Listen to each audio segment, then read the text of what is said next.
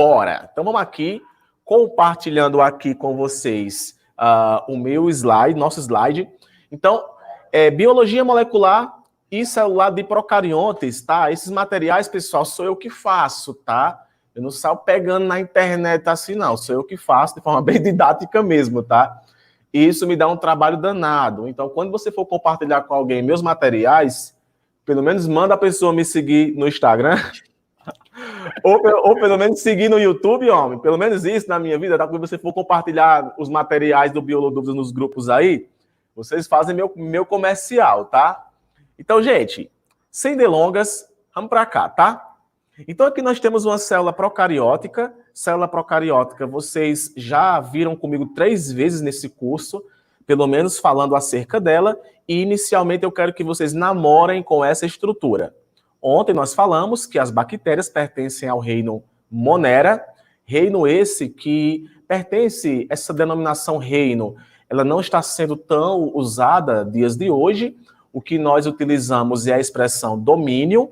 Então, as bactérias pertencem ao domínio das bactérias, né? Nós temos o domínio bactéria, arqueia e eucária. Então, as bactérias pertencem ao domínio bactéria, mas em termos simples, a gente costuma classificar como reino Monera. E tá aí esse organismo lindo e maravilhoso que possui algumas estruturas que vocês já conhecem, porque nós já comentamos os nomes durante esse curso. A bactéria vai ter, além de tudo, né, antes de qualquer coisa, bactérias são organismos unicelulares, possuem tipos específicos de divisão, possuem tipos específicos de nutrição, tá? Então, a gente vai estar também comentando isso aqui para vocês agora. Então, bactéria possui membrana plasmática, parede celular. Patrick, toda bactéria tem parede celular? Toda bactéria tem parede celular. Quando o organismo não tem parede celular, aí a gente não vai chamar de bactéria, vai chamar de uma outra coisa que eu vou mostrar para vocês, tá? Existem seres procarióticos que não têm parede celular, que recebe outra denominação, tá? Tem essa estrutura em forma de cápsula, tem o citoplasma, tem o nucleoide e tem esses prolongamentos filamentosos. Esses nomes aí, para alguns, não são nomes inéditos, são nomes que já são comuns, mas a gente vai mergulhar um pouco aí neste organismo chamado de bactéria, tá? Inicialmente, a sua membrana, que tem todas aquelas características que nós já comentamos acerca dessa estrutura: revestimento, proteção, permeabilidade seletiva, anfipática ou anfifílica. Para quem está no curso desde o começo e está vendo as aulas, vocês viram isso aqui tudo comigo já, tá? Então a gente não vai estar repetindo mais isso, não. E uma parte importante da bactéria é esse mesossomo, tá? Que é uma estrutura delgada que fica abaixo da parede celular e da membrana plasmática e percorre por toda a região mais externa do citoplasma, é mais próxima das membranas. Essa região possui proteínas que são responsáveis pelo direcionamento de elétrons energéticos que vão dissipando energia a fim de formar ATP. Aí eu quero fazer uma observação, Rafael, bem interessante. Existe um questionamento da existência ou não deste mesossomo. Tem até livros de biologia que dizem que essa estrutura não existe, tá? Então eu coloquei nesse slide para vocês poderem perceber que muitas coisas ainda estão sendo descobertas em bactérias. Essa estrutura aí, acredita-se que ela faz ATP, assumindo como se fosse uma mitocôndria da bactéria, mas existem estudos que comprovam que ela existe e estudos que comprovam que ela não existe. Aconteceu um debate no grupo dos professores de biologia do YouTube, ao qual lá tem eu e um monte de professor, que vocês conhecem também muito bem, onde certa vez o pessoal estava debatendo acerca da presença dessa estrutura chamada de mesossomos, tá? Eu coloquei aqui como desencargo de consciência. Então, aquela boa e velha membrana que vocês já conhecem, tá? Com relação ao citoplasma, a bactéria não vai ter núcleo, mas vai ter nucleoide. O nucleoide é a região ao qual o DNA principal da bactéria vai estar mergulhado. vocês também vão entender o porquê que eu estou falando acerca de DNA principal, porque a bactéria tem fragmentos de DNA que ficam na periferia do seu citoplasma. Então, o DNA da bactéria se divide por ficção longitudinal, não ocorre pareamento de cromossomos condensados. Nós também conversamos sobre isso quando estávamos falando de cromatina, quando eu falei para vocês que o DNA ele forma cromatina em células eucariontes. Em células procariontes, o DNA ele não forma um condensado de cromatina. Ele fica literalmente uma massa quase que bruta, logicamente que vai ter proteínas, né, nessa massa, mas não vai chegar a formar um emaranhado de cromatina. E nós costumamos também dizer que bactéria tem um cromossomo. É também muito comum vocês encontrarem isso, tá? Que bactéria possui um cromossomo. Então, o nucleóide vai ter DNA com extremidades fundidas. Então, é uma característica do DNA bacteriano. Ele é gigante, mas ele não tem parte terminal e parte inicial. Elas são fundidas, tá? Aqui era a parte que eu queria chegar imediatamente, logo de cara para vocês. Bactéria tem parede celular. A sua parede celular não é com a composição semelhante à de plantas, porque planta, fungos e algas têm parede celular. E bactéria também. Cada uma das paredes celulares desses organismos são formados por estruturas diferentes. A mesma coisa acontece com a parede celular da bactéria. Ela possui uma característica específica. E essa característica é fundamental para uma classificação que Rafael vai falar para vocês acerca delas, que é a bactéria gram-positiva e a bactéria gram-negativa, tá?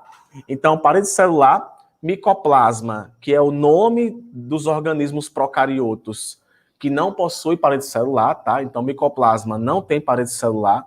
O nome que eu falei agora há pouco, né? Que eu ia dizer para vocês o nome é micoplasma. A parede celular promove a proteção da bactéria, tá? É impermeável, contém determinantes antigênicos. Esses determinantes antigênicos é o que vai caracterizar a bactéria gram-positiva e gram-negativa.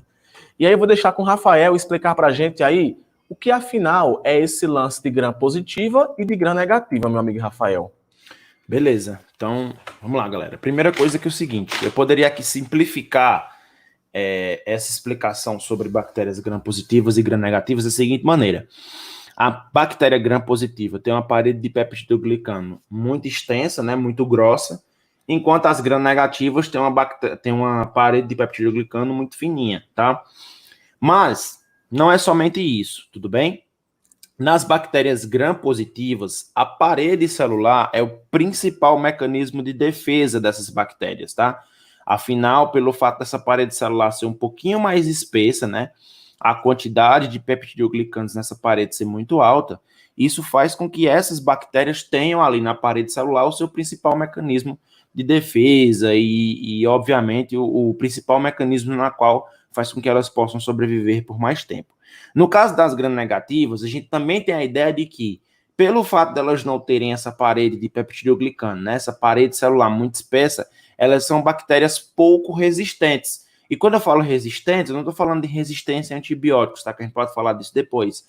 Eu estou falando de resistência realmente à morte celular, tá? Quando, na verdade, as bactérias gram-negativas, elas desempenham uma outra função, que essa função, não sei se o Patrick vai discorrer ao longo do texto, mas se não for, vou falar ao final, que essa característica das gram-negativas faz com que elas também tenham uma resistência muito grande à morte celular, tudo bem? E aí vocês conseguem ver nas figurinhas que existem duas colorações. A coloração de gram é o primeiro teste que nós fazemos para descobrir que tipo de bactéria nós estamos tratando, se é uma bactéria gram-positiva ou se é uma bactéria gram-negativa. Quando ela é uma bactéria gram-positiva, ela fica com essa coloração roxa, tá? Então a gente dá essa coloração porque durante o teste de gram, a gente usa ali Lugol, que a gente usa muito, tá? A gente também usa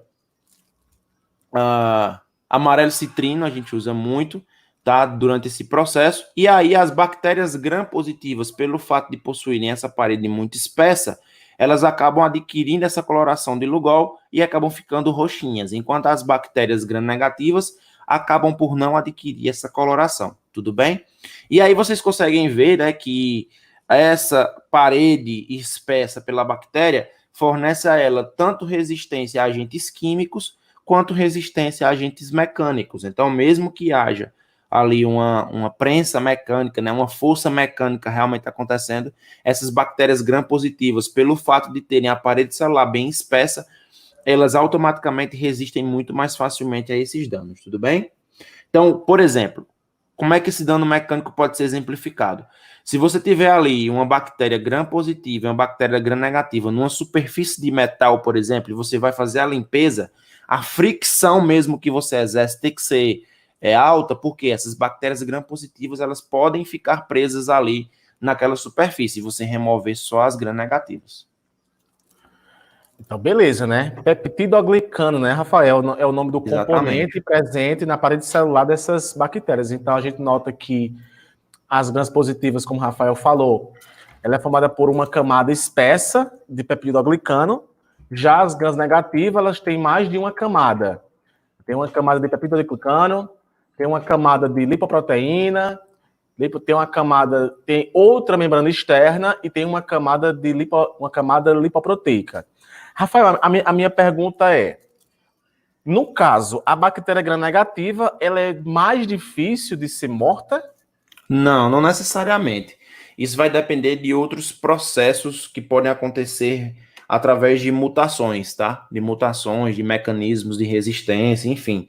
Mas o que eu posso falar sobre as bactérias gram-positivas é que no humano elas têm uma tendência, não é um tropismo, tá? Porque tropismo a gente usa para vírus, mas é uma tendência, Patrick, a contaminar as vias aéreas superiores, a parte superior do seu corpo. Então a gente costuma dizer assim, que da cintura para cima gram-positiva, da cintura para baixo gram-negativa. Mas em relação à virulência, né, a capacidade delas serem resistentes a ou antibióticos ou outros tipos de substâncias que possam matar essas bactérias, não existe essa diferença, não. A gram-positiva é mais resistente, a gram-negativa é menos resistente. Não. O que a gente pode dizer é que, pelo fato da parede celular ser mais espessa ou não, aquela parede é um mecanismo de defesa que aquela bactéria tem. Ok. Então, gente, fica aí para vocês essa curiosidade, para quem não sabia, com relação à classificação bacteriana por parede celular, tá? Temos aqui a cápsula, tá? Essa cápsula pode estar presente tanto em bactéria gram-positiva e gram-negativa. Tem propriedades imunológicas, ou seja, é uma outra camada fora a parede celular, para você ver o quanto a bactéria ela é simples e, ao mesmo tempo, complexa, tá? E, com relação ao metabolismo bacteriano, nossa, vai depender muito da bactéria, porque elas se comportam de acordo com o lugar que elas estão. Então, você vai perceber que tem bactérias que são anaeróbias restritas, você vai ver que tem bactérias que são anaeróbias facultativas. O que seria uma bactéria anaeróbia restrita? Seria uma bactéria que só vive na ausência de oxigênio. O que seria uma bactéria anaeróbia facultativa? É que ela pode viver tanto na presença de oxigênio como na ausência de oxigênio, tá? Só que na biologia propriamente dita, assim, em que compete a microbiologia mesmo, nós temos bactérias fototróficas, que são bactérias que fazem um processo semelhante ao processo de fotossíntese, são autotróficas, produzem seu próprio carboidrato não, mas produzem seu próprio componente orgânico para poder extrair energia, tá? E lembrando para vocês que as bactérias, a gente vai estar comentando aqui, elas têm diversas importâncias para o nosso planeta. Uma das importâncias é a decomposição. Bactérias são agentes decompositores. Então, o que seria da humanidade sem bactérias? Tá? 10% do seu peso é bactérias.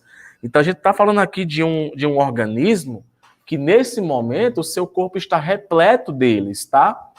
Tem bactérias quimiotróficas, tá? Essas quimiotróficas a gente também pode fazer uma subcategorização, que nós temos as quimilitotróficas e as quimiorganotróficas, que também são bactérias que têm capacidade de oxidar matéria orgânica, no caso das quimiorgânicas, e bactérias que têm capacidade de oxidar matérias inorgânicas. Isso tudo para poder adquirir o seu ATP. As quimiorgânicas, elas podem oxidar ou fermentar. Então, bactéria faz fermentação, ok? Para quem não sabia, os gases que nós intestinais, a flatulência que você solta, aquilo ali não é você que produz, tá? São bactérias que vivem dentro do seu corpo e que você acaba... não é que você dá alimento para ela, é porque existe uma relação de mutualismo entre as suas bactérias, que no caso são Escherichia coli e diversas outras, e elas acabam auxiliando no seu processo digestório. Eu posso até citar aqui para vocês um exemplo. Para quem me conhece sabe que eu tenho um grande problema intestinal. Gigante. Minha digestão eu não escondo para ninguém. Então, o Rafael é uma das pessoas que sabe como é minha digestão. E eu fui na farmácia com o Rafael e ele me indicou um medicamento. E esse medicamento era literalmente bactérias. Instantaneamente, quando eu tomei os sachês bacterianos, que eu esqueci até qual é o nome Rafael vai dizer esse remédio, eu tirei uma foto no meu Instagram pessoal e postei e marquei Rafael, porque literalmente a minha barriga desinchou, galera. Tipo, a gente muitas vezes não é gordo, a gente é inchado. Então eu tava com a minha região abdominal inchada. E simplesmente com o auxílio dessas bactérias, a minha digestão se normalizou. Meu amigo, qual é o nome daquele medicamento? Florax. Aí ali tinha que tipo de bactéria? Saccharomyces, que é um probiótico. Que é um probiótico. Exato. Então, ele é utilizado em duas condições. Repositor de flora, né? Caso você tenha perdido sua flora intestinal. E também é utilizado como um equilibrante intestinal. Então, se está com desregulação intestinal, você pode usá-lo. O que seria um probiótico e um pré-biótico? Vamos lá. Um probiótico é um determinado organismo que você ingere, né? Depois da sua digestão, possivelmente. Né, e ele vai ter ação após a digestão. Um pré-biótico é um mesmo princípio, só que você vai ingerir antes da digestão, para auxiliar no processo. Muito bem. Ok? Então, oxidam ou fermentam, você já falou sobre o que é fermentação aqui no curso, e temos bactérias que são anaeróbia facultativa, aeróbia. Para quem, quando a gente estiver vendo o módulo de ecologia, eu vou explicar para vocês um processo chamado de eutrofização, que são bactérias que, literalmente, bactérias anaeróbias que aparecem em rios mortos, em corpos de água mortos, que a gente chama de que está morto quando não tem oxigênio. E lá existem bactérias que são anaeróbicas, que produzem gases que têm mau cheiro, tá? Ok? E bactérias parasitas são de vários tipos, tá? Eu posso classificar assim para vocês. Eu posso dizer que tem bactérias que são patogênicas, bactérias que são saprófitas e bactérias que são oportunistas. Bactéria saprófita, ela não faz mal. Bactéria patogênica faz mal. E a bactéria oportunista depende do lugar que ela se encontra e ela pode fazer mal ou não, tá? Então, a nutrição da bactéria acontece dessa forma, elas acabam oxidando ou produzindo a sua própria matéria orgânica, tá? Se usa oxigênio, aeróbia. Se não usa, anaeróbia, ok? E as bactérias, aqui eu vou deixar com o Rafael, que eu acho interessante, que a mera presença da bactéria no teu corpo, ela pode fazer mal, tá? Só ela estar em seu corpo, ela pode fazer mal. Entretanto, as bactérias podem produzir toxinas. Aí, Rafael, essa imagem aqui eu peguei do livro de Junqueira e Carneiro, e ele coloca, Rafael, as exotoxinas e as endotoxinas, que são produzidas pelas bactérias. Podia comentar para a gente alguma coisa sobre essas toxinas? Posso. Então vamos lá, o que que acontece? Essas toxinas, tá? Então essas toxinas, elas são de dois tipos, como o próprio nome já está dizendo, né? As endotoxinas são toxinas internas das bactérias, enquanto as exotoxinas são secretadas por essas bactérias, tá bom? E é importante que você lembre que a mera presença dessa bactéria no seu organismo promove, na verdade, uma resposta imunológica. E essa resposta imunológica mais clara de todas, Patrick, são as endotoxinas que atuam nas interleucinas 1, que depois a gente vai falar sobre isso, que é um tipo de mediador inflamatório, que uma das características dele é aumentar a temperatura corporal. Então, uma característica prevalente do processo de formação de uma infecção bacteriana é a febre, a presença da febre. Mas não só isso. As endotoxinas e as exotoxinas, elas têm características um pouco distintas. Por exemplo, eu não consigo ver a imagem direito, mas as exotoxinas, elas são extremamente tóxicas, tá? Elas são extremamente tóxicas, porém, no entanto, todavia, nem todas as bactérias conseguem liberar essas exotoxinas em grandes quantidades, enquanto a endotoxina tem uma toxicidade moderada, tá bom? É importante lembrar também que, embora essas toxinas sejam liberadas, muitas vezes, ao serem liberadas, os macrófagos já inativam tanto as toxinas quanto as bactérias, tá? Então, eles são capazes de fazer isso, tá bom? E ao longo prazo, né? A longo prazo, as exotoxinas, elas são liberadas em um estado que o paciente tem, chamado de sepse. O que é sepse? É quando você tem bacteremia. O que é uma bacteremia, tio Rafas? Bacteremia é a presença de bactérias no sangue. Lembrando que o sangue é um tecido circulante, Patrick. Então, quando você tem um estado de sepse, você pode chegar num estado de infecção generalizada, que é onde a gente tem a falência múltipla dos órgãos, tá? Que nesse caso, você tem liberações de exotoxinas em grandes quantidades em pontos diferentes do organismo, e aí você não consegue tratar, beleza? E por serem mais tóxicas, automaticamente as exotoxinas em grandes quantidades podem fazer com que o paciente chegue a óbito mais rápido. Galera, eu tomei uma decisão aqui agora na minha cabeça, enquanto o Rafael falava, e é uma decisão benéfica para todos, tá? Então eu acho que vocês irão entender. Como a gente está falando de bactérias e está imergindo muito nisso, sair de bactérias e ir para vírus vai ser uma disrupção não muito boa de forma didática. Uma vez que eu estou colocando aqui informações que eu quero que vocês aprendam. Porque para você entender a manifestação de uma doença, você tem que entender o que é que uma bactéria está fazendo ali. Então a gente está aqui explicando a morfologia da bactéria e dessas características citotóxicas delas, para você poder compreender daqui a pouco as doenças. Então, para não ficar um negócio tão apressado, eu farei assim.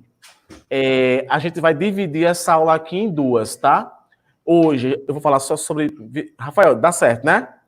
Hoje a gente fala só sobre bactérias e doenças bacterianas, e na segunda-feira a gente fala sobre vírus. Aí eu tento enxugar a aula de fungos, protozoários e algas para uma só, porque é um assunto mais rápido. Né, Rafael? Fica até melhor, tá?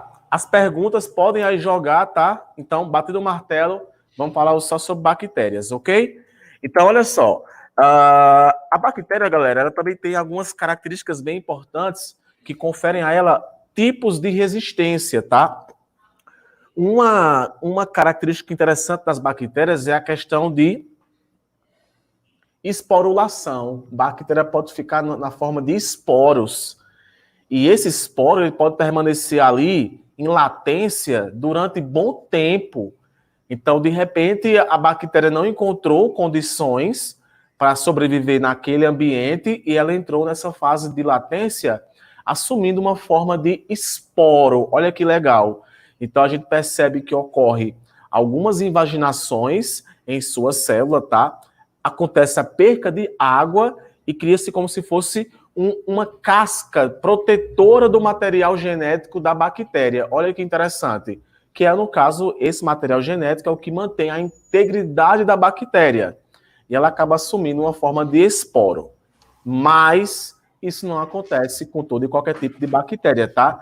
Isso são adaptações, ok? As bactérias se dividem sem mitose e sim pela formação de septos. Então, olha só, a bactéria tem septos, pessoal, são invaginações que acontecem com o citoplasma da bactéria. Então, ele sofre um septo e se separa. Mas antes, é claro, acontece a duplicação do seu material genético, tá? Além disso, as bactérias possuem plasmídio. Esse plasmídio são fragmentos de DNA circular que as bactérias possuem. E por ser material genético, esses plasmídios carregam informações genéticas que conferem à bactéria resistência a alguma coisa. Quando a gente está falando de biotecnologia, por exemplo, a gente está falando, galera, de modificação de DNA de bactéria, muitas vezes a nível de plasmídio. Modifica o material genético do plasmídio. O plasmídio é um pedacinho de DNA circular, como eu falei, e a bactéria, por conjugação, eu vou mostrar para vocês o que é a conjugação, acontece essa troca de plasmídio e aquela outra bactéria vai passar a exercer características que outrora não tinha. Então, a bactéria sofre esse processo de divisão que em biologia nós chamamos de dois nomes. Ou você chama de bipartição, ou você chama de cisciparidade, tá? Cisciparidade, esse nome mesmo esquisito. Mas o mais comum é bipartição, tá? E o plasmídio, daqui a pouco o Rafael pode explicar mais alguma coisa sobre ele que considere relevante. Olha só, a bactéria, galera, ela tem 3 formas de modificar o seu material genético. Essas modificações genéticas podem deixar a bactéria mais resistente ou menos resistente a determinado tipo de coisa. Para quem estava ontem na minha aula, eu deixei bem claro o que é evolução evolução/adaptação. Então, a bactéria não fica resistente ao antibiótico. Não foi o antibiótico que provocou na bactéria a sua mutação. Não. A mutação acontece ao acaso. Quando uma pessoa, ocorre o aparecimento de bactérias superresistentes, na verdade, elas já estavam ali. Foi por conta da seleção natural feita pelo antibiótico que matou as bactérias menos resistentes e acabou deixando viver as bactérias mais resistentes, tá? Rafael também pode comentar acerca de nome de bactérias que são resistentes a vários antibióticos. Então eu tenho a transformação, que é quando simplesmente uma bactéria morre e o seu material genético fica disperso e outra bactéria acaba assimilando esse material genético para dentro dela. Esse material genético exógeno, ele vai começar a ser expressado e vai fazer com que essa bactéria tenha uma nova característica, tá? Eu tenho a conjugação, que é quando duas bactérias, elas se unem de forma anatômica, que é o que caracteriza uma colônia, unem-se de forma anatômica e ocorre a troca de material genético entre elas. E eu tenho a transdução, que é quando o vírus, um bacteriófago, que é vírus de bactéria, tá? Ele acaba transmitindo um fragmento de um DNA bacteriano para outra bactéria. Então, aqui você vê o vírus e ele é quem auxilia nesse transporte de material genético de uma bactéria para outra. Meu amigo Rafael, bactéria super resistente. Conta pra gente essa história, mano. Bom, vamos lá. Eu abri uma outra telinha aí. Tem como compartilhar minha tela aí? Só para eu poder desenhar aqui um negócio bacana. Aí, show de bola. Então vamos lá, vou desenhar aqui para vocês, só para vocês entenderem o mecanismo de... Eita, meu Deus. Se eu abro aqui.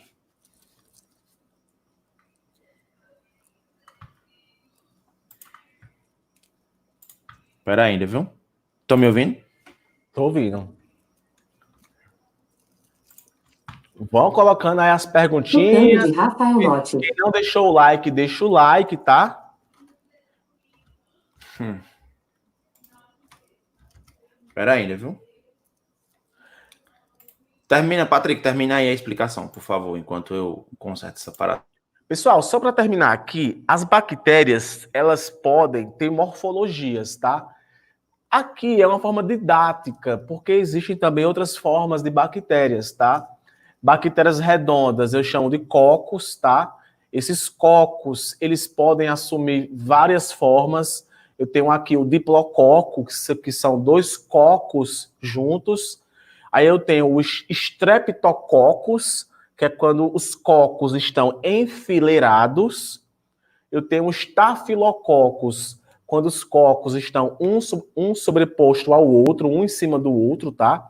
Então, caso você daqui a pouco veja, essa bactéria é um streptococcus, então é porque elas ficam de forma em fileira.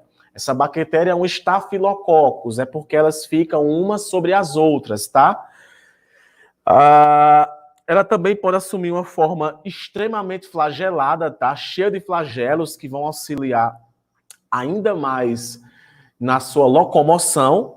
Aí eu tenho o vibrião, tá? O vibrião, que é uma estrutura em forma de vírgula, e esse vibrião, inclusive, vai caracterizar nome de bactérias, como, por exemplo, o Vibrion cholerae, que é a bactéria da cólera, tá? Como também diversas outras doenças, os lactobacilos.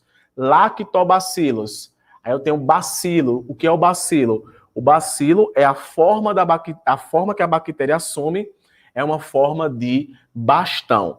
Eu tenho também o espirilo, tá?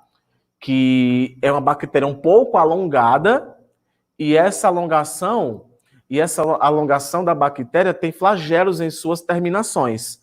Então, vão existir diversos tipos de bactérias com diversas formas diferentes. Então, a partir de hoje, estafilococcus, streptococcus, isso aí tem a ver com a sua formação. Ontem também eu falei acerca de nomenclatura, né, de regras de nomenclatura, e eu expliquei o porquê que alguns nomes, o que quer dizer o gênero e o epiteto específico. Então, daqui a pouco, nos nomes das bactérias, vocês vão ver que os nomes científicos sempre querem dizer alguma coisa. E aí, deu certo não? Deu. Vá continuando aí, que eu tô desenhando aqui, vai ficar mais fácil. Beleza. Simbora aqui. Show? Bom, porque agora eu vou começar já com as doenças. Enquanto o Rafael vai passar para essa parte antes, com relação à estrutura bacteriana, façam aí pergunta para poder não misturar perguntas com doenças. Com relação à microbiologia de bactérias, mandem para mim aí as perguntas, tá? Bactérias do ciclo do nitrogênio, para quem tem dúvidas porque eu não falei sobre elas. É porque em ecologia, em ciclo do nitrogênio, eu vou falar das bactérias nitrificantes, nitrosomonas, nitrobacter, pseudomonas, rhizobium, que são bactérias que fazem parte aí do ciclo do nitrogênio, tá? No caso, a Helicobacter pylori, no caso, né? Eu acho que foi isso que ele quis dizer, né? A Helicobacter pylori, que é a bactéria que promove a gastrite, eu não poderia dizer que ela seja uma bactéria oportunista. Ela é uma bactéria resistente à acidez que se encontra no nosso estômago, tá? Como adquire essa bactéria, Rafael pode dizer pra gente. Como é, Rafael, que adquire uma Helicobacter pylori? Na verdade, você não adquire a Helicobacter pylori, né? Você já tem ela no seu organismo, e aí, dependendo do balanço que existe, que é isso que eu vou falar agora em resistência. Dependendo do balanço que existe, você pode ter um aumento da reprodução dessa bactéria, que é onde, quando há esse desequilíbrio, é quando há infecção bacteriana. Então, esse desequilíbrio é que causa essa característica, beleza? Que causa a característica de você ter uma maior quantidade de Helicobacter pylori do que aí causa a patogenicidade. É correto falar parasito ou parasita? Parasito é a disciplina, parasita é o correto. Qual a função principal do lactobacillus? Promover melhor funcionamento do intestino. Aquele Activia, Rafael. O Activia, ele tem lactobacillus? Tem, ele promove um melhor funcionamento, o melhor peristaltismo do intestino e melhora a digestão. Lactobacillus são capazes de retirar lactose do leite? Não. Não, eles auxiliam no processo de metabolização. Pronto, aí, agora deu certo, né? Vamos ver se vai dar certo agora. Que de vez em quando esse programa dá uns pau meio doido. Dá certo agora. Vamos lá. Ó, gente, eu vou falar com vocês agora só sobre o mecanismo de resistência bacteriana. Como é que funciona a resistência bacteriana? Bom, como o Patrick já falou, né, é um processo genético, mutável. Então, a bactéria ela sofre uma mutação e essa mutação não ocorre a nível de DNA procarionte geral, ocorre a nível de plasmídio, que é aquele DNAzinho circular, tá bom? Esse DNAzinho circular, a gente costuma dizer que ele é um DNA positivo, ou seja, ele fabrica proteínas, tá bom? Essas proteínas, e aqui existem vários mecanismos de resistência bacteriana, eu vou citar para vocês dois. Essas proteínas, elas podem gerar diversos tipos de mecanismos de resistência. Mas eu vou citar dois para vocês. Vou citar um mecanismo de resistência de membrana, ou seja, de parede celular, e vou citar um mecanismo enzimático, beleza? E aí vou citar o nome de dois antibióticos que eu acredito que vocês devem conhecer bastante. O primeiro antibiótico, que é esse aqui que está em azul, é a cefalexina, tá? Cefalexina. Eu não vou aqui me deter ao mecanismo de ação da cefalexina, mas eu vou citar aqui como é que esse medicamento precisa agir. Bom, para a cefalexina funcionar na célula bacteriana, ele precisa entrar, beleza? Então, o que é que a bactéria percebeu? A bactéria percebeu o seguinte, ó, toda vez que a cefalexina entra, ela mata a célula, beleza? Toda vez que a cefalexina entra, ela mata a célula. E ela entra por um local, por uma proteína de membrana, por alguma coisa do tipo. O que é que acontece? Quando você tem o uso indiscriminado desse antibiótico, ou seja, você começa a usar um antibiótico em altas concentrações e numa alta frequência, automaticamente essa bactéria aqui, ela vai morrer. Porém, ela vai deixar essa informação registrada onde? Aqui, ó, nos plasmídios. Ó, esse antibiótico, cefalexina, ele entra por essa bomba. E eu descobri uma saída. Qual é a saída que a célula descobriu? Ela vai criar uma outra bomba igualzinha do outro lado. Só que tem um detalhe. Concorda que essa bomba, ela vem do meio extra para o meio intra? A bactéria vai gerar agora uma bomba igualzinha, só que a direção é do meio intra para o meio extra. Essa informação vem de onde? Do plasmídio, que vem através daquelas reproduções que Patrick falou.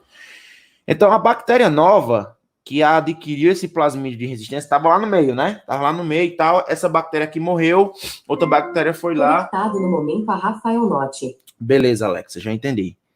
A bactéria foi lá e agrupou esse antibiótico aqui, beleza? Quando ela achou esse antibiótico, quando ela achou esse plasmídio, na verdade, que é o plasmídio de resistência, ela diz, ó, para tu se livrar da cefalexina, tu vai criar outra bomba, tá a informação aqui dentro, tá? Tu vai criar outra bomba que vai bombear a cefalexina do meio intra para o meio extra. Isso se chama bomba de efluxo. O que é que a bactéria faz? Tá aqui a cefalexina bonitinha, ó. Bactérias que são resistentes à cefalexina, tá? Tá aqui a cefalexina bonitinha. Cefalexina vem, entrou na célula, diz, eita, vou gerar a minha atividade. Não, por quê? Porque já existe uma outra bomba do lado da parede bacteriana que coloca essa cefalexina para fora. E aí existem diversos tipos de bombas de efluxo, inúmeras famílias diferentes, beleza? Pois bem, então agora, a partir de hoje, nós vamos criar um outro antibiótico que não vai ser dependente dessa bomba. Ele vai conseguir passar pela parede de boa e tal.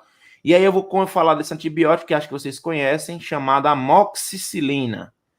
Amoxicilina é um antibiótico também, derivado da penicilina G, tá? E essa amoxicilina age na parede celular. Ó, age degradando a parede celular, Patrick. Destrói essa parede. O que é que a bactéria faz? A bactéria percebeu que dentro da amoxicilina existe um anel chamado de anel beta-lactâmico. Que esse anel está na estrutura desses medicamentos todos. E que é justamente esse anel que destrói a parede celular. Aí a bactéria cria um outro mecanismo de resistência, que é um mecanismo enzimático. Ele cria uma enzima chamada de beta-lactamase. O que é que a beta-lactamase faz? Destrói o anel beta-lactâmico.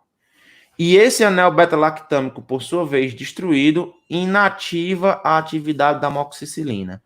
A amoxicilina, por sua vez, inativada, não vai ter o seu efeito antibiótico, ou seja, de matar a bactéria. E isso, tio Rafas, ocorre em decorrência de quê?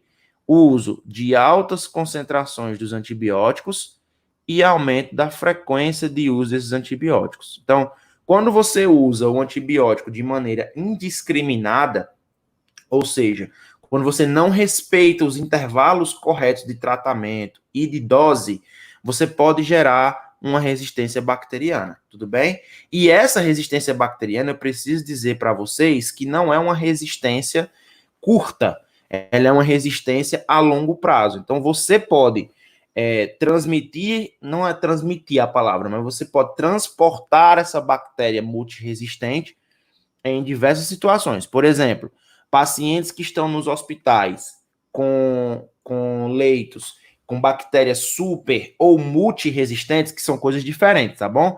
Uma bactéria super resistente é uma bactéria que ela é resistente totalmente a uma classe de antibióticos, por exemplo, tem bactérias que são resistentes a beta-lactâmicos. Então, ela é super resistente para beta-lactâmicos. As bactérias multiresistentes são aquelas que são super resistentes, mas há várias classes de antibiótico. E o que é que acontece? Estima-se que até 2030, Patrick, nós não vamos ter nenhum antibiótico que funcione contra essas bactérias, tá bom? E aí existe o que a gente chama de burlar esses mecanismos. Que mecanismos são esses? Por exemplo, a amoxicilina, embora é um excelente antibiótico, tá? Então, para evitar a ação de beta-lactamases, ela é associada com o ácido clavulânico. E o que é que esse ácido clavulânico faz? Esse ácido clavulânico é o que a gente chama de moléculas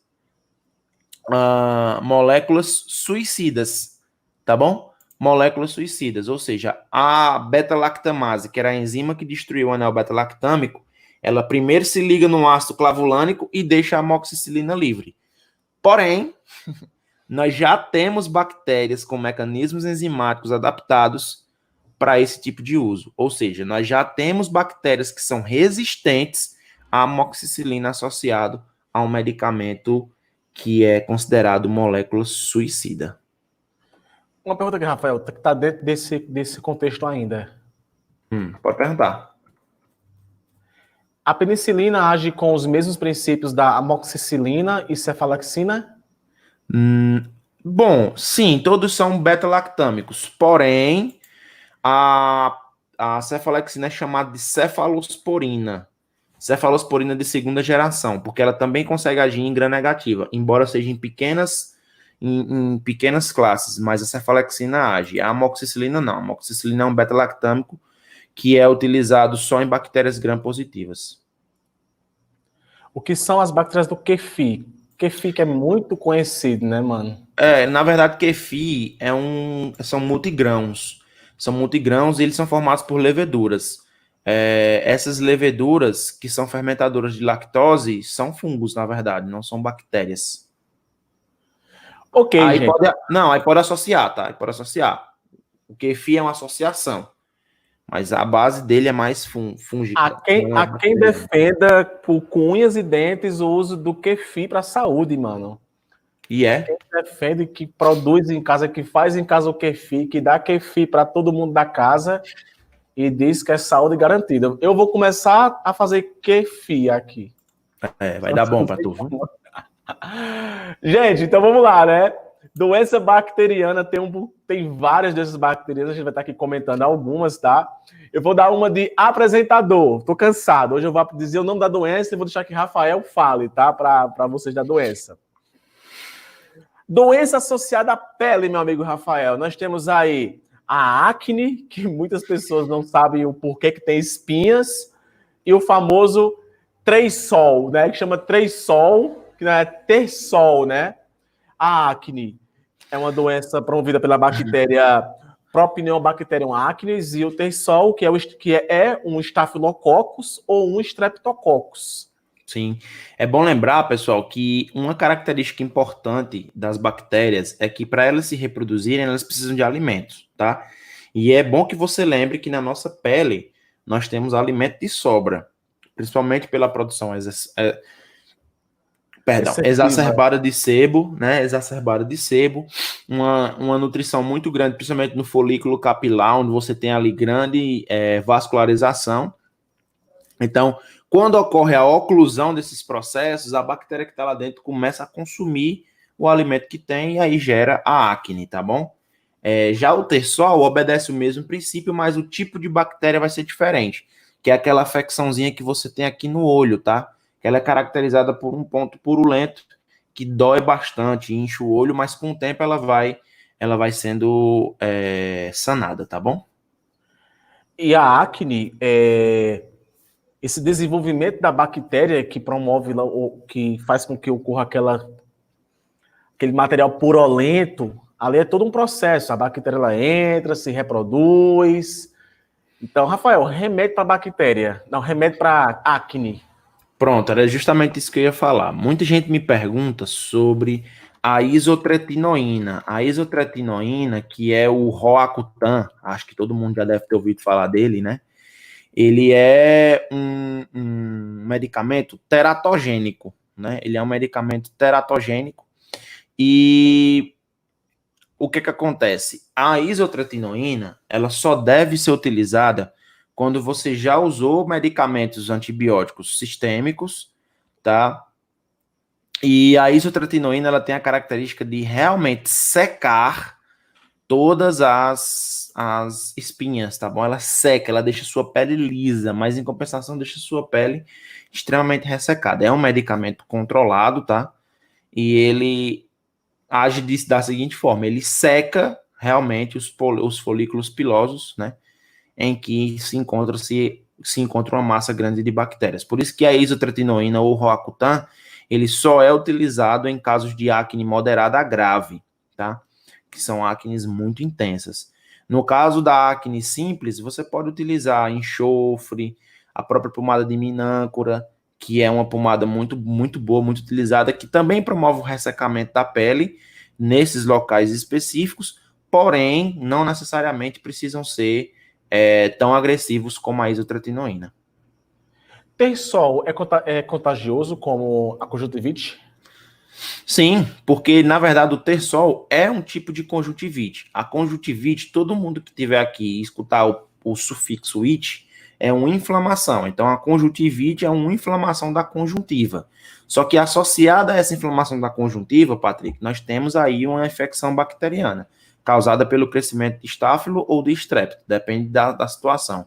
Geralmente, quando você leva a mão ao olho, pega numa moeda, alguma coisa, aí você leva a mão ao olho, não limpa e tal, você acaba pegando essa característica. Aí você tem a conjuntivite bacteriana ou a conjuntivite viral, pode ser uma das duas. Gente, para vocês, essas perguntas que eu faço para Rafael são perguntas que eu sei que vocês eu faço por telepatia, tá? Mesmo sabendo a possível resposta, mas eu queria que vocês fossem colocando as perguntas com relação a essas doenças que a gente está aqui comentando, porque no final a gente vai responder todas, tá? Doença associada ao sistema nervoso. Temos aí uma bactéria extremamente anaeróbica, que é a bactéria do botulismo. Temos também outra bactéria que também é anaeróbica, a bactéria aí transmissora da antigamente chamada de lepra, né, que é a hanseníase, que é a Mycobacterium leprae. Temos a meningite bacteriana, uma vez que também tem a meningite, né, termina com it, inflamação. Inflamação da onde? Da meninge, que é a Neisseria meningitidis. E temos uma bactéria extremamente anaeróbica, que também é perigosa, é o tétano. O Rafael pode comentar para a gente acerca de o que é vacinante tetânica. Mas eu queria fazer aqui uma curiosidade, galera. Aqui na minha cidade, é uma cidade religiosa, tá? Eu moro na cidade de Juazeiro do Norte. Há uma história que conta que o fundador dessa cidade é um padre, chamado de Padre Cícero. E ele era um padre bem popular e, enfim, dava diversos conselhos às pessoas. E uma história antiga, muito antiga, contada por minha avó, me contou que um casal, eles tinham uma doença que ninguém podia chegar perto deles, que ficava também doente, que nem eles. E ninguém sabia que doença era essa, né? A pele toda cheia de caroço, ferida, uma doença extremamente... Por que hanseníase ela é uma doença de sistema nervoso? Porque você não sente mais a pele, tá? Ataca totalmente o sistema nervoso a nível sensitivo. E esse casal morreu e o padre Cícero mandou colocar os dois no mesmo caixão, junto, um caixão maior, e enterrou e fez um enterro desse casal. Aí a lenda, Rafael, que ficou foi que se alguém algum dia quebrar esse caixão lá, quebrar lá o túmulo, a doença vai se propagar por todo o planeta.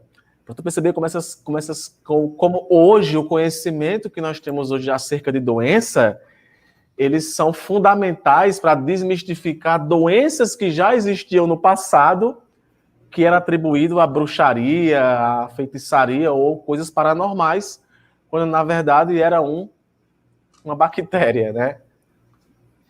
Pois é, e no caso da hanseníase é uma doença contagiosa, né? Então as pessoas acabavam pegando e tinham esse medo aí, esse costume de fazer com que todas as pessoas que precisassem usar, que tivessem essa doença, tivessem esses procedimentos de enterrar e tal. No Egito Antigo, eles mumificavam, né? Sim. Botulismo, galera, que é uma doença... Rafael vai falar... eu quero que Rafael fale sobre o uso de Botox, mas o botulismo são bactérias anaeróbias que sobrevivem nessa condição anaeróbica dentro de alimentos enlatados, tá?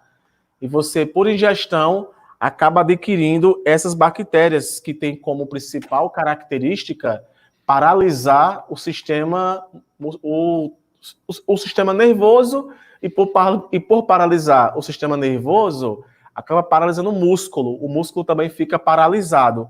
Geralmente, quem tem botulismo pode morrer de parada respiratória, porque justamente para de funcionar. Não está mais passando transmissão de impulso nervoso, tá? Tétano. Assim, às vezes tem uma visão preconceituosa, tá? Eu estava aqui em casa, eu e uma pessoa, aí eu fui abrir uma sardinha, aí eu fui abrir a sardinha com aquele abridor de sardinha. Aí a pessoa pegou e disse que tinha tétano ali. Aí não quis comer da sardinha porque eu abri a sardinha com esse abridor. Então, assim, às vezes a gente acha que tudo que está enferrujado tem lá a bactéria Clostridium tetani. Mas não é bem assim. Às vezes você levar uma queda na terra, você pode pegar a bactéria do tétano, né? Rafael, quando uma pessoa se contamina na mesma hora com o tétano, que causa espasmos musculares também, né? Tem que dar a vacina antitetânica como? Como é que é administrado isso? A vacina tetânica ela é administrada em 6 doses, né? Ela é administrada em 6 doses. Essa administração em 6 doses acontece da seguinte maneira. Acontece durante a sua adolescência, né? Quando você é criança, você toma uma parte e a última dose você toma quando é adolescente, tá? Já adulto, você toma a vacina tetânica também, caso você seja contaminado, porém, necessita que você tenha ali como é que eu posso dizer? Necessita que você tenha a contaminação direta com isso, que aí você vai investigar, dependendo do tipo da extensão do corte, que muitas vezes você tem a contaminação, Patrick, mas o seu sistema imunológico já vai lá e já faz tudo, entendeu? Nesse caso, não. Nesse caso, você precisa verificar se realmente ali realmente foi uma extensão grande que possa contaminar através do tétano, né? Mas adulto, você também toma antitetânica para dar um reforço ao seu sistema imunológico. É tudo imunológico, gente. Não é um medicamento que vai lá e mata a bactéria, não. É imunológico. Por isso que você toma a vacina antitetânica. Ei, pessoal, outra história foi um áudio que eu recebi esses áudios de WhatsApp, né? Tinha uma paciente aqui com meningite e estava isolada e algumas pessoas tiveram contato com ela e pegaram também meningite. Então, fiquem em casa, tal. Esses medos, né, Rafael, que são gerados, né? A meningite bacteriana, ela também é contagiosa e é uma inflamação na meninge, né? Vai ter a meningite também viral. Só que a meningite viral, qual é, Rafael, que é mais comum, a viral ou a bacteriana? A bacteriana. A bacteriana, com certeza, é a mais comum.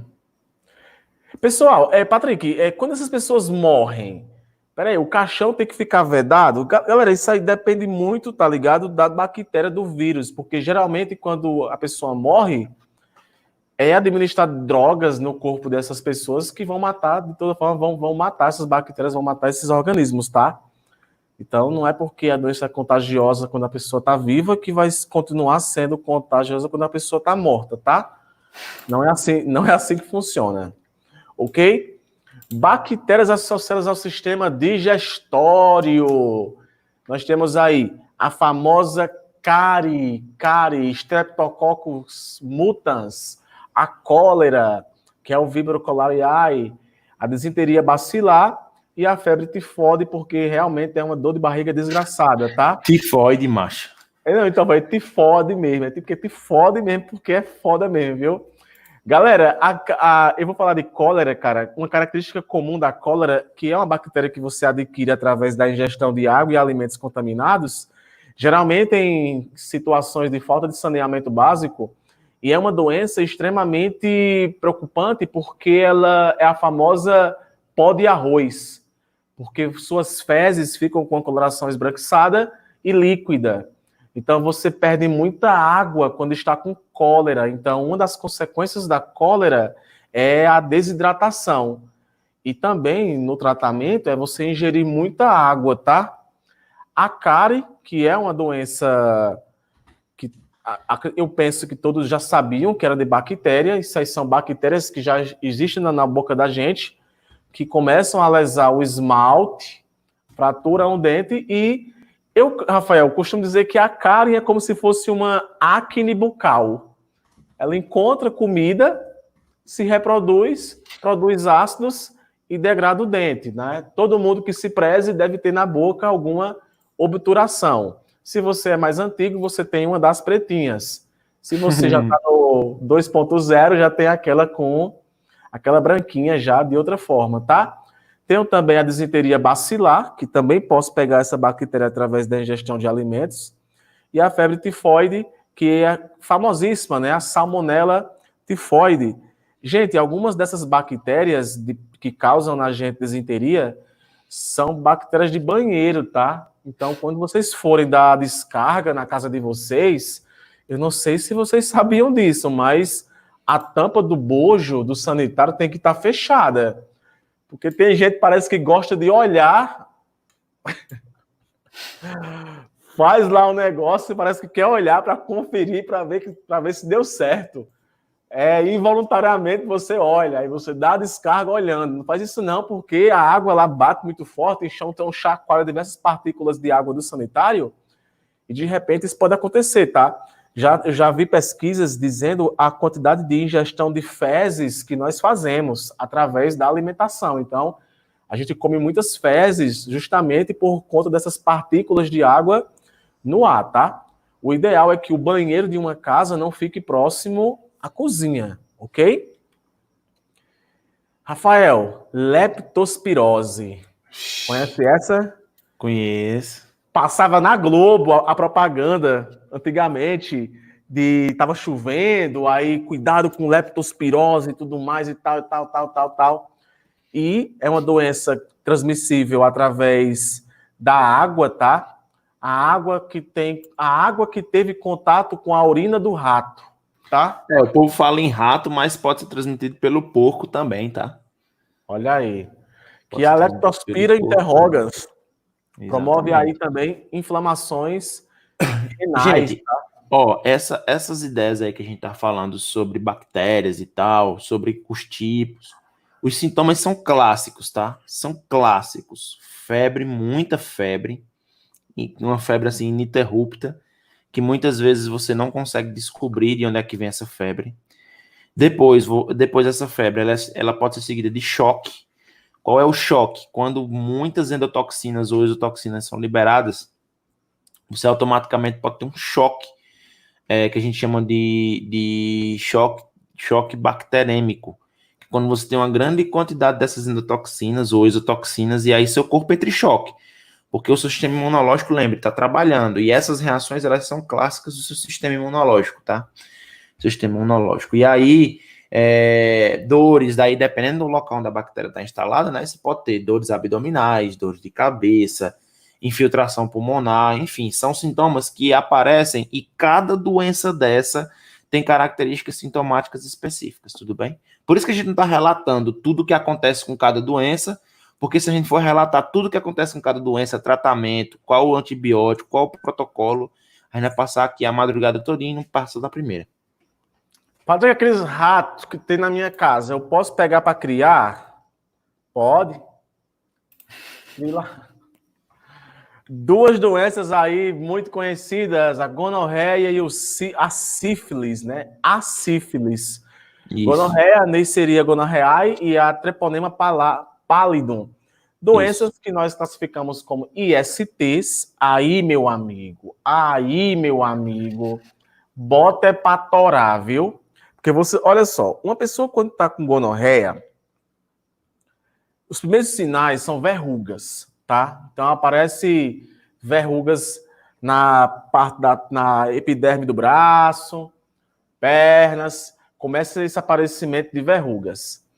Essas doenças que eu considero doenças bem grossas mesmo, porque elas podem comprometer totalmente o seu aparelho reprodutor, são doenças que liberam materiais purulentos extremamente ácidos e fedidos, tá?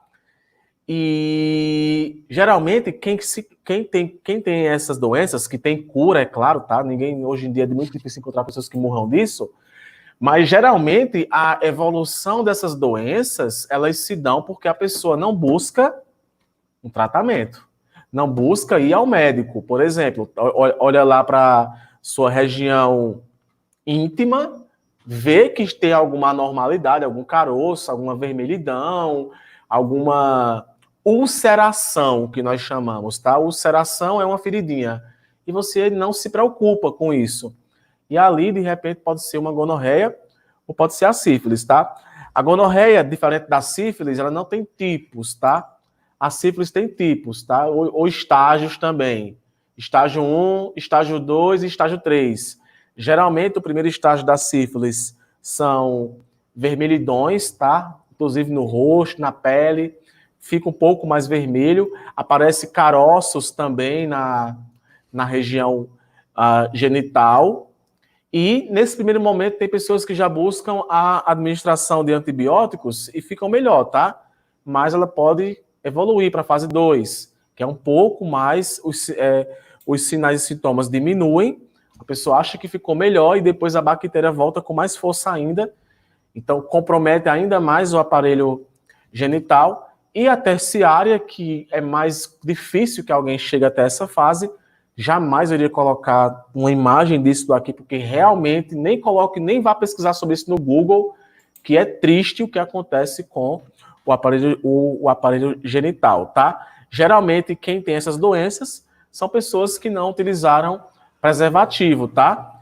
E diga-se de passagem uma coisa, o sexo nem sempre é o sexo que você acaba adquirindo essa bactéria, nem sempre é o sexo, eu não sei como é que chama o sexo normal, o sexo tradicional. Às vezes, outros tipos de sexo, você pode adquirir isso daí, tá? Por exemplo, sexo oral. Tem pessoas que fazem a prática desse tipo de ato e acabam aí, enfim, né, com contato com alguém que você não conhece, você acaba aí conseguindo pegar para você essas doenças, tá? Que é a gonorreia e o sífilis. Rafael, chega na farmácia alguém perguntando medicação para isso? Chega. E tua Chega, cara, a gente como teve é, um mano? surto, a gente teve um surto recente de gonorreia e sífilis aqui na nossa região. Sim, sim, sim. Se a gente teve um surto recente dessa doença aqui na região e as pessoas vão na farmácia procurar, né? Então, homens, principalmente, assim, é óbvio que ainda existe esse paradigma, né, de procurar sempre uma farmácia que tem um farmacêutico ou não ir numa médica, porque é homem, tá tratando essas besteiras, mas eles vão sim. Como é, bicho? Rafael, como é atender alguém? Ei, eu queria saber um remédio para ter umas feridinhas lá e tal. Aí, Cara, se for. como Cara, é é tua assim. cara? Feridinha? Como? Qual é a feridinha? Não, é assim. Na farmácia existe, pelo menos na que eu trabalho, né? E aqui na região a gente tem um consultório. Então lá tem meu consultório. Eu atendo meus pacientes dentro do consultório, fecho a portinha e tudo mais. E aí os meus pacientes, eles conversam comigo antes, né? Não é um negócio assim no balcão da farmácia, tipo, ei, me dê um medicamento para isso. Não. É claro que quando eles querem, eles conversam comigo no balcão, mas na maioria das vezes eles preferem ir para o meu consultório, e lá no consultório eles relatam, né, a situação e tal, e aí eu vou fazendo toda uma investigação de histórico, para saber realmente se aquele paciente ele tem um histórico de contato, se houve contato com a paciente com um possível momento de contaminação. Então tudo isso a gente vai investigando na hora da consulta, tá? E aí, caso seja necessário, aí eu faço todo um histórico do paciente e encaminho ele a um infectologista, né? Que aí ele vai fazer toda a parte de averiguação e de tratamento do paciente. O infectologista me envia o paciente com o tratamento, a gente vai fazendo as adaptações que ele precisa e a gente vai tratando. Gente, para que vocês não tenham preocupação, já diante de tantas doenças que existem, com relação a sífilis e gonorreia, fique na sua, homem, não vai fazer nada não. Né, Rafael? Fique tranquilo. Use preservativo, isso é mais barato. Bem mais barato. Use preservativo. Então, gente, hora das perguntas. Vamos lá. A pergunta aqui da minha amiga Laís. Se não ocorrer pareamento, como ocorre? Se não ocorre pareamento, como ocorre mutações? Se você estiver falando acerca de bactérias, quando acontece a conjugação, a transdução e a transformação, esse lance de pareamento ele não vai acontecer. O que vai acontecer é a união dos materiais genéticos, tá? Ocorre a troca de fragmentos, pode acontecer a troca de fragmentos de material genético, tá? Como pode acontecer a simples adição do trecho do gene da bactéria em questão, que foi morta e acabou sendo assimilada por outra bactéria, tá? E ela pode ou não ser adaptada. Aqui, Rafael, mais uma. Que maneiro. Isso, meu abdômen é muito inchado de gases. Vou usar. Não tem contraindicação não, pode usar tranquilo aí. Fica tranquilo. Gostaria de saber o que a bactéria Helicobacter pylori faz no esôfago e estômago, e por que depois de eliminada a pessoa ainda fica com refluxo gástrico. Primeira coisa que você precisa entender é que refluxo gástrico é uma condição peristáltica, tá? O refluxo gástrico é uma condição peristáltica. A movimentação do seu peristáltico, a movimentação peristáltica do sistema gastrointestinal faz com que você tenha um refluxo. Esse refluxo ele pode ser nervoso, ele pode ser bacteriano, ele pode ser mecânico, ele pode ser até, em alguns casos muito raros, viral. Então, o refluxo é uma condição. Dito isso, a bactéria Helicobacter pylori, ela se instala no organismo e é uma bactéria ulcerosa. Ela vai utilizando toda a região do piloro, que é uma região que fica entre o estômago e o intestino delgado, e ela vai consumir nessa região, gerando realmente úlceras. Úlceras, para quem não sabe, galera, são feridas.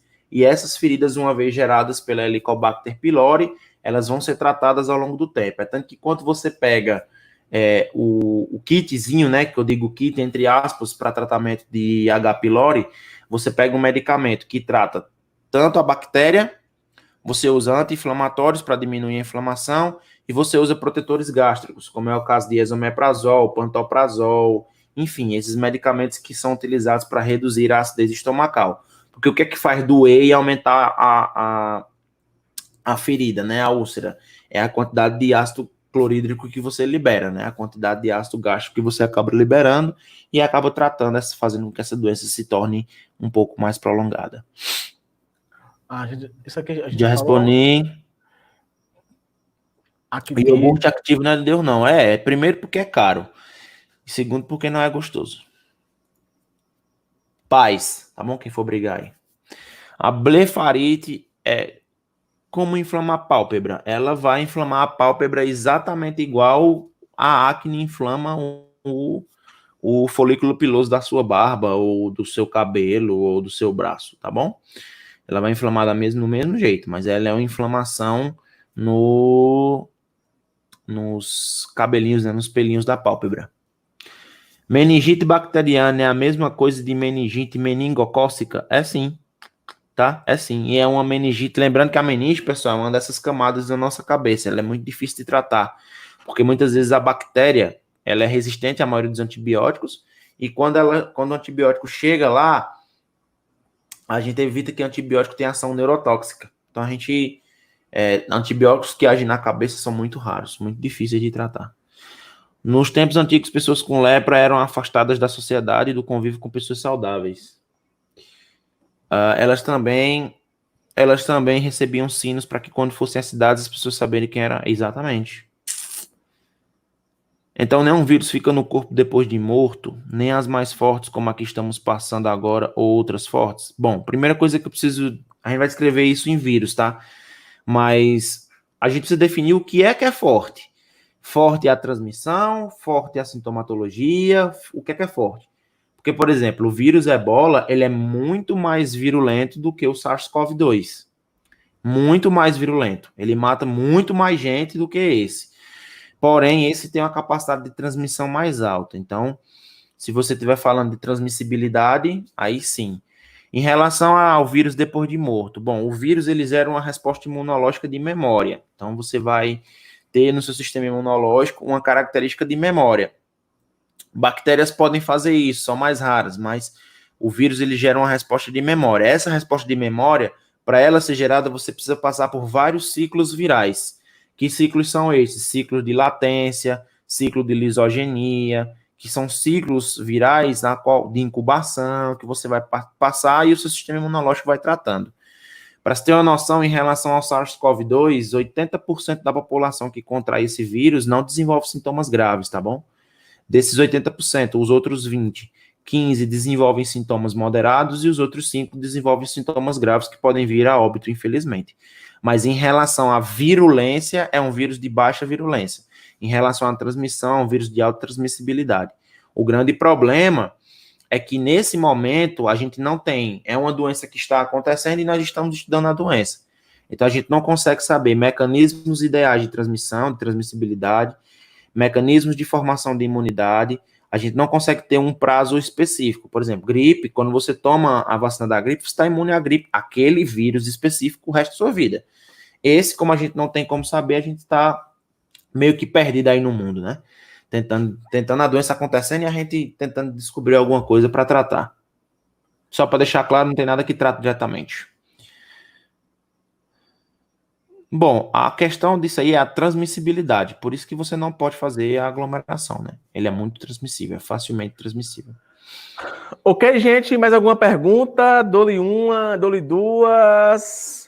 Fechando aí com mais uma aula, certinho aí na 1h30, tá? Então, me digam aí. Dou-lhe uma, dou-lhe duas. Então é isso, Rafael, cara. Beleza? Quando for segunda-feira a gente conversa sobre vírus, tá? E eu enxugo 2 aulas em uma só. Lá na frente de alguma temática que eu ainda vou decidir qual seja, mas eu posso fazer uma união de 2 aulas para ser uma só. Contanto que a gente consiga ver essa parte de bactérias e vírus da forma que a gente viu hoje. Marcela, só queria saber o porquê vocês não aparecem na minha vida antes. É porque tudo vem na sua hora, tudo vem no seu momento. Beleza? Ei, galera, bora pro print. Patrick, Ravel, faça uma pose para o print. Fred, deixa eu colocar aqui o bonezinho de menininho que parece que não é. Hoje eu tô com minha camisa do Groot. Ó, do Groot. I am E eu Groot. tô com a camisa de Game of Thrones. Pera aí, vamos pra foto. Ó, 3, 2, 1, tá? E tira o print e marca a gente lá no Instagram. 3, 2, 1. Show! Aí dá a foto de sobra já. Amigo Rafael, gente, um beijo, boa noite.